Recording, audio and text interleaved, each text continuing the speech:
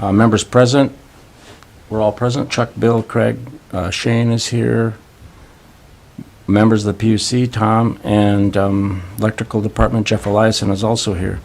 Minutes, we will have to prove at the next meeting. They're not prepared yet for this, for last meeting, but we'll approve those at the next meeting. The minutes from the last meeting. Yeah. I don't have them. Yeah. What was the date of the last meeting? Do you remember? The date? Yeah. It was, that would have been, let's see, that'd have been August 3rd. Okay. Yeah, August 3rd. That was our last meeting. So the items on the agenda today are basically two requests from the electrical department on a couple of items to be purchased. And I guess, Jeff, you want to explain? Do you want to explain what those items are? Yeah. Jeff, can you pull your mic over? The first one is the high voltage tester. It's a fault finding unit for our primary wires that are underground. When we have a fault on them, they're really hard to find the fault. And it's not that often we get them, but we're getting more and more underground, so we're going to use them a lot in the future. Okay. I'm predicting, but even if it's twice a year, we pay Arrowhead Electric right now to come in with their fault finding unit. It's just a really good tool to have in our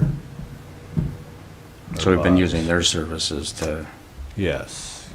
for that Yeah, stuff. and then the question is, I mean, we've been lucky that they're available, but when we're on an outage, more than likely they're on an outage, so. Right. Yeah, believe it's $10,000 roughly. But it lasts for, there's people that have had them for 25, 30 years, and they're just really good unit. We had a guy come up and give us a demonstration on it. So And it's something we've never had? We've never had that piece of equipment? No, just bang your head. So We've got a lot of buried stuff up here. and Yeah, More. yeah, and we've had many times, to go out and finding it is one thing, and then fixing it is another. But Yeah. the process before you even use that tool is a long process. So Yeah. go and try to you finally find the area that it's in. Now you're still in for another hour or two trying to find it. To pinpoint it, yeah. And this actually pinpoints it? Is that the deal? Yeah, it actually thumps the ground, so it sends voltage through the line, and wherever the fault is, it goes out into the ground. So it's called a thumper. So you feel it walking around? Is that how? So it'll tell you the distance roughly, within 10 feet usually, sometimes closer, and then you just wheel it off, and this thing sends out that signal every 30 seconds. So when you get in that area, then you just stop, and hopefully there aren't semis going by, and then you hear it go. Sometimes you can feel it on your feet too. Yeah. Impressive unit. Well, I'll move approval of the purchase of a primary second. voltage fault finding unit. Okay. I'll second. Moved by Bill, seconded by Chuck. Any more discussion on that piece of equipment? All in favor? Aye. Aye. Aye. And the second item, request to purchase by the electrical department, is an infrared camera. Do you want to explain that one also? Yeah, so it's a thermal imaging, so it'll show you hot spots on, we're gonna use it for numerous things, but say we have an outage and we're not sure what was going on, you can go up there and find out, see what's going on, or something that can be fixed during that'll prevent another outage, And then it would be preventive maintenance going around to our transformer, substation, power plant. It'll show you hot spots on different pieces of equipment, we have a guy that comes up once a year right now that does it. I forget how much we pay him, but he recommended this one camera that was kind of medium, not high quality, but what we would need for our uses. And he's gonna come up and give us a demonstration. He used to give us, we'd take him around to 20 transformers in town, the hospital, courthouse, you know, the big ones. And he would write up a report on, say, these terminations or whatever in the transformer. This is a high priority, low priority, medium priority, and then we would put that on our list. So now we can do that on our own. Like in the winter when we have a little downtime, we can have a maintenance schedule. So I think it's gonna be really Let helpful. Shane borrow it, honey. Well, that's the thing too, the sewer department, Yeah. the street department, you know. What would the sewer department use it City for? buildings. Motors, you can tell motors are Motors, getting hot, pumps, electrical. windings are getting bad, things are heating up. Yeah. So it kind of takes a picture, I mean, you can kind of Google thermal imaging, it's pretty Mhm. Yeah. impressive. Very cool. And I think that was 3,000 to 5,000. I think the one that we have there is 3,300. 33. 3309, yeah, it's pretty good. You can get them as low as 300, but they're just your kind of home. Yeah, yeah. Yeah. It says we would use it for preventative maintenance on a scheduled program. So involve checking equipment, each circuit, start point to end point monthly throughout the year. I mean, it seems like, is that, are you already doing that monthly throughout the year? And then this is just a way of making the job easier? Or is this like Well, an additional sort of maintenance thing? We that's gonna- generally do that, but it's just by eye, you know, you don't know if an insulator up on a pole, on a three-phase pole. Yeah. This should Arrestor. pay for itself handily, huh? Oh, Stuff early, definitely, and plus in reliability, it's, you know, we'll catch an outage before it happens, Yeah. 3 months from now. I'll move approval of purchase of the infrared camera. I'll Do we second. we have a second? Okay. All in favor? Aye? Aye. I'm in favor. I have a question related though. Yeah. Is there, I mean, it seems like you need these things and they're really useful to you and that's good. So I have no problem with approving it. At the same time, is there, like, how do we know if this is within the budget, you know, of the electrical department or not? Or I Is- guess or that is there would a be budget? Question for Mike Roth, or I guess Yeah. I don't deal with the budget. So, I mean, Well, there's monies built into the budget each year for repair and maintenance. Yeah. And this would be equipment. I don't know if these are line itemed out at the beginning of the year to purchase, Right. but we surely can find out through Mike. Obviously, Specifically, those items might not have been yeah, lined in the Yeah, budget, but right. there is a number. They probably got Yeah. $30,000 in repair and maintenance or machinery or different light items, just like gas or phone or right. anything else. So yeah, there it's, Yeah, just, I mean. and then even our depreciation, we have a depreciation fund. You know, just like a regular business, we have a depreciation line, and their depreciation line is probably, you know, into the hundreds of thousands, you know, so there's income there. right. Yeah, it's just, I Right. just feel like sort of to be a responsible Right. PUC member, at least we should know, it's like, Right. are we wildly overspending the budget, or are we all within it, or not, or, you know, what's, and if, you know, maybe it's necessary to overspend the budget in a year or so. That's Well, it's a okay. question. the guy Or Kim, that will know. Well, yeah. Question, well, just bring you up to speed, Mike. We did talk about the two equipment purchases Yes. from the electrical department. Chuck's question is, are these line item budgeted items? They're probably not line item, but they're probably are budgeted repair maintenance type items. This is equipment. They're that not we're- budgeted. No, but within our budget, his question is, within our budget, do we have a budget to spend on this kind of stuff? We have That- significant reserves that we've accumulated through overperformance of our budget for the past few years. These are not anticipated purchases. Right. But they'll certainly be covered, but more than covered by even the excess that we made last year. Okay, so, And at your next meeting, we'll start looking at the budget Yeah. for next year, and then you'll get a real good look at it. But we certainly have enough on hand to pay for this, and really to pay for, I don't know if you gave them a preview of the motorized switch yet, but Oh, no, I didn't. didn't talk I guess about I let's didn't. move on to that. That's what we had maintenance done on. No, Not- those were the OCRs in the substation. Yeah, So okay. outside the substation, we have one pole. It's a dead end pole. Well, it's actually, through pole for our old substation down at the park. But right now, it's just a guy wire, because it's obviously not hot. It's a 69,000 volt line, transmission line, that has a big switch on it that we can open up by hand at the bottom of the pole Oh, yeah.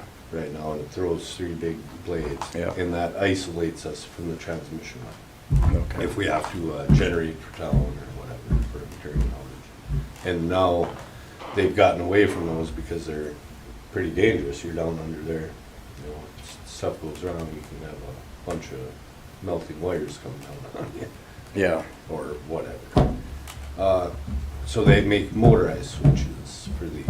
And it's, if we have to replace the structure, which I'm pretty sure we're gonna have to, it's a 30-year-old pole. I don't see how they're ever gonna put a So- motorized switch on this. So it would be a steel pole that they would have to install. And then this would all be operated remote, well, SCADA, so out of the power plant. And I think during the construction, it would be silly not to, we're gonna run communications past the substation. We would run communications to our OCRs also, so we could talk to them. So, And out this is where? Where is it located up actually? at the power plant, so we have the power plant, and behind that is the substation. Yeah. And then the pole is right north of the substation. Just That's right, the- right up there in that. That's the whole transmission line, complex. that's the dead end for our circuits. Yep, The other stuff goes past it all the way to Portage, yep. up to Maple.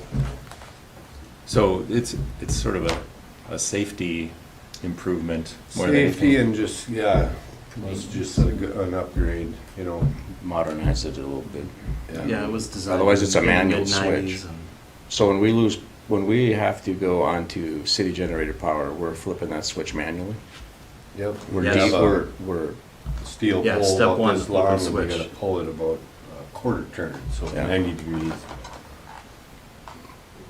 Yeah, whereas most of the functions in the actual power plant can be automated, yeah. are automated.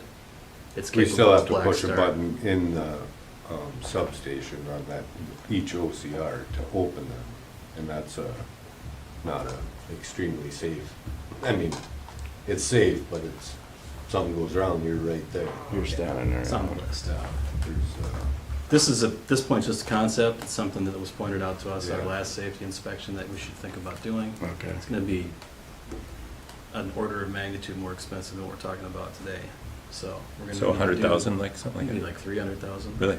So we'll need to do some engineering, and we'll come back with each step of the way, where we're at, what it's gonna cost, and ask for authorization.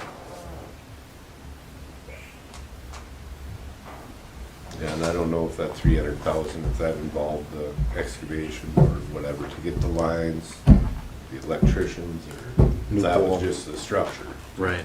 We'll find out, you know, we'll get bid, or engineered, and then there will be bid, put on bid. Okay. Seems like super expensive for a switch. I mean, yeah, I know it's motorized, but still. Well, Doesn't and seem they like- would have to take the old lines down, they're still going to another pole that can't be taken down because they're kind of guys, right? They're holding this pole up, and the other end pole is guy. So they would have to guy.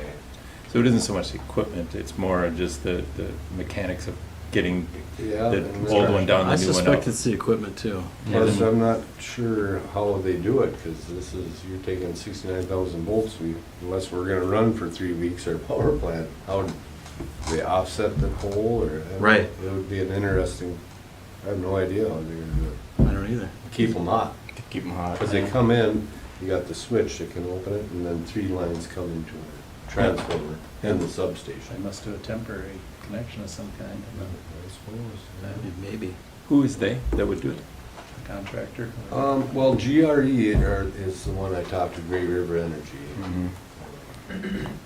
They would bid on it, and I don't know who else, what other contractors there are that would bid on something like this. All right, forewarned.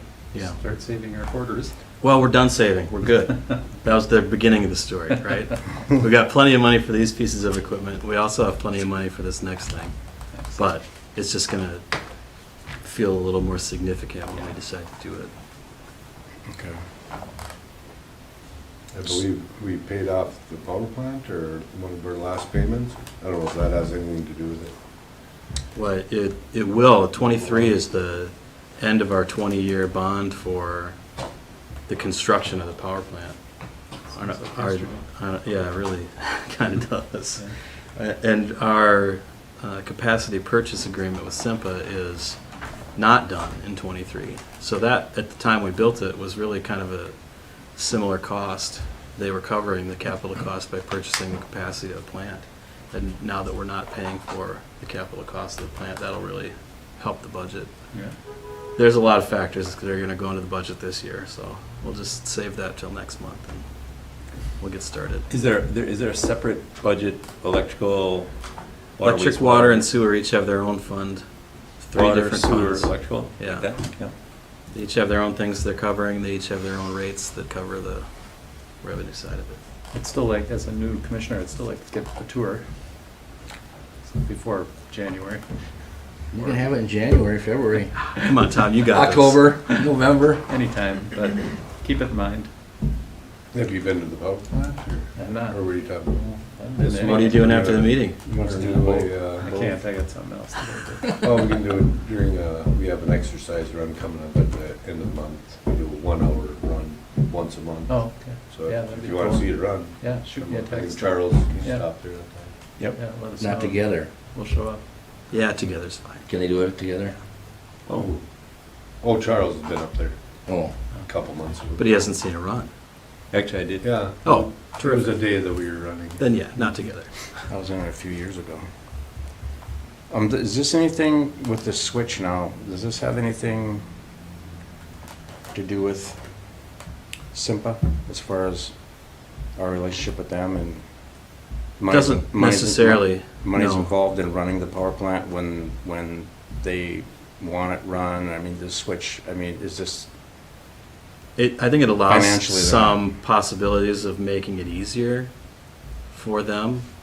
But right now, we're still in the chain for making things happen on our site. okay, I don't think technically we'd have to be. Simpa has a dispatch where they operate multiple power plants, at distance. yeah. And the technology is there. But that's not something that we're saying we want to do here. I don't think we know. And it's not really, doesn't matter whether we decide to or not. It won't change the need to do the motorized switch. So the motorized switch then is basically something for our guys, Yeah, our city, and it's Yes. more or less a safety issue, Yes. modernizing our plant. that's right. Okay.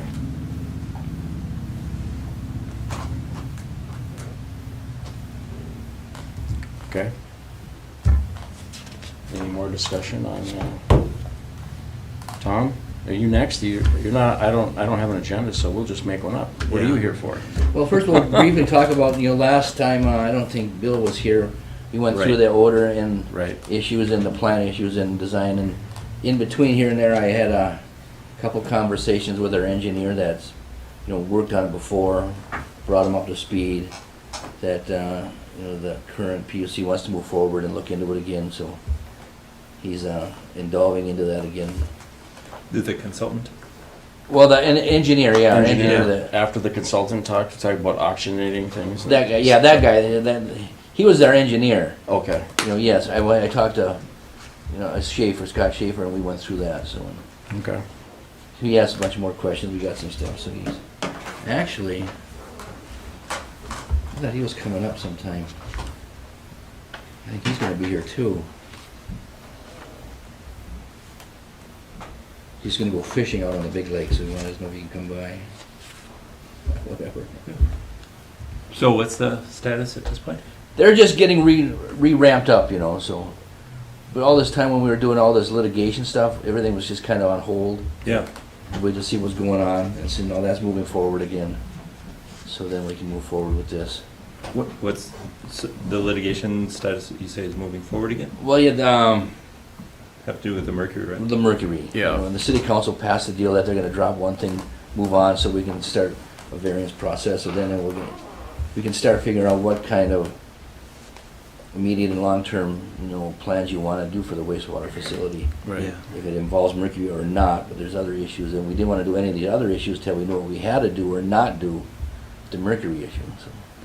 But at this point, the plan is to apply for variance, so hopefully that goes through and you don't have to deal with mercury removal at the plant, is that right? In a short term. In the short term, yeah. That is the hopefully, right. Yeah. In the short term, meaning, They only give you so many years of a variance. and then after that, You can reapply. You can try and reapply. Reapply. And then they start getting a little more tighter on their, Or maybe they'll, I don't know how many people are complying. How many people are complying with this? Or who can comply with it? I'm not sure we've heard of anyone successfully Does complying. WSSD comply with it? They have a No. variance.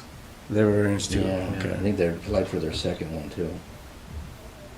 They're the biggest, you could say, supplier, or you could say a polluter of the mercury into the lake. provider of mercury. Well, they're providing it to the lake. Right. They take it Yeah. in and they can't take it out. They don't make it. They don't make it. Yeah. It's going through their system Yeah. at It's just at a larger rate than we are Oh, producing. what they do a day, we could never do in probably 20, 30 years. Yeah. Okay. And this will be my last meeting. Is that Officially. That's why you're here. We're supposed to have a party. Sometime. Not yet, okay, well, 20, Congratulations. Yeah. 32 years. yeah, well, thank you for all of your hard work, and Yeah. we'll probably see you around for sure. though. Retirement's fun. We're not going too far yet. Yeah, I can work on one job instead of two. When's your official date of retirement? The last day I'll show up here is the 23rd. okay. So we've had So that brings us, yeah, to another an question. opening, How has that been going? and we've received 0 outside applicants for Tom's position. I mention that because we also have an opening on Tom's staff, Right. which we've received a handful of applicants, no one that meets our minimum qualifications yet. So of 3, we're gonna be down to 1. And we don't have a good backup plan right now. We don't have anybody that has indicated a willingness to jump in and do this. I mean, we've got other staff that will just have to step up and help where we can, but that's not a good long-term plan. Can you provide training to somebody and I mean, locally that We may be forced to. would like to do Yeah, that? I mean, that's been, our minimum qualifications really don't require experience operating a water or sewer treatment plant, because not many people have that. But some trades experience is good. You know, it's tough to go from, let's say, retail sales to that. Yeah. I mean, maybe it works, maybe Depends they're on the terrific, person, yeah, but we depends just on don't the know. person. At this What, point, when we don't have a lot of choices. What's the salary range? It's, 20 to start. It's not bad. It's 20 per hour? yeah, Oh. not as attractive as it was 2 years ago. Yeah, benefits? Yeah, full benefits. I mean, it's enough, I think, for a person to live on here, but not necessarily enough for a person to move here. Unless they want Tom's job, then it's enough for a person to move here, but no bites outside of our internal, and so we're faced with a real challenge here. I mean, this is an absolute must, right? This is one of our absolute core services. And there are other options for us that we're looking at in terms of getting outside assistance to help, but that's not what we want to do. Have We want to you, have our It's a own Band-Aid, yeah. capabilities. Wants to be Is more higher permanent. ed aware that you're looking? No, I should think so. Maybe give them a call and let them know, because they're, they get a lot of students coming in the door that are just looking to improve their lives. And they're, and then they do a whole process of aptitude testing and interest identification, and then they kind of recommend what Yeah. field they can go into to. Sounds good. And so they're I'll always tell 'em right talking to now. people, yeah. So talk to Kelsey or Karen up there and just let them know you're looking, because they're pretty in touch with that.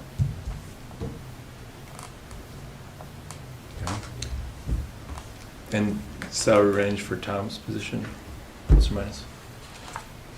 I don't know what the posting on that was, I didn't I see think it. it said start at 31. Yeah, it's in the mid-60s. Okay. Okay. It goes up from there. With experience Longevity. or time in? I mean, Well, with, you need a license. well, if you could, well, if you have- Typically, we want somebody that has a B license to operate Right. the plant. Right. And that takes years of experience to get. Right, so if somebody did come up here with 7, 8, 9, 10 years' experience with a license, then the range is gonna be, their pay will be based on having that experience or not? I mean, we're open to that Negotiation. conversation when it comes to a department head, absolutely. All right, But I guess it's a built-in expectation for me that someone's going to have that experience when they're applying for that job, so it's kind of already built into the salary. okay. I don't think salary is the issue with that job. That all of our salaries here are really not competitive when you look outside of the community. So, I mean, Tom or I or Jeff or any of your staff could go somewhere else and make a lot more money. That's not why we're here, though, right? Yep. And but that makes it harder sometimes to draw from outside communities. To bring people There's a in. lot of folks that want to live here and move here, and we've taken good advantage of that. But I don't know that there's a lot of folks with some trades experience looking for a full-time job that want to move here. We're just a victim of the boomers are leaving, and there's not enough people left to fill those shoes, and everybody's kind of shifted on up the ladder a little bit. Our strategy for line workers has been, we know we're not going to get somebody with experience, and so we'll take somebody with aptitude and train them. And all 3 of our current line workers, we trained them. I mean, we didn't personally, but we hired them as apprentices, and we trained them to be line workers. So it may be we just need to have that strategy with this job too. Okay. Yeah, what's the recruiting pool? It would be people who are currently working at other plants, right? I mean, we could hire somebody who's done carpentry or No, but I mean for Tom's job. for Tom's job, that's right. And we've had some conversations with folks.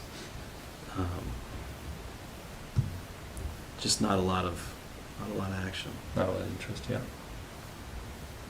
Yeah. Yeah, seems like an operator from a smaller community especially. Operator from a smaller community won't have generally the licenses. They won't have that kind of experience, right? Because they're running ponds or something. Right. Gotta find somebody who really loves Lake Superior fishing Yeah, that's right. or cross-country skiing Or the Boundary Waters. Yeah. Or any combination of wants to be here for why we want to be here. Or mercury litigation. Right. That's my favorite. Hopefully not. Okay. Shane, did you have anything to be on the agenda today for? No? Okay.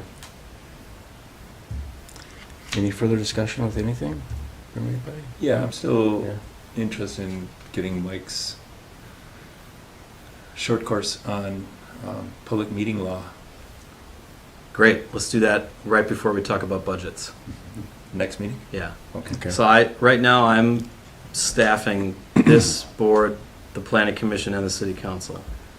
And as of this month, I am gonna step away from the planning commission a little more and let Patrick handle more of that and step into the utilities commission a little more, particularly now that Tom's not gonna be here.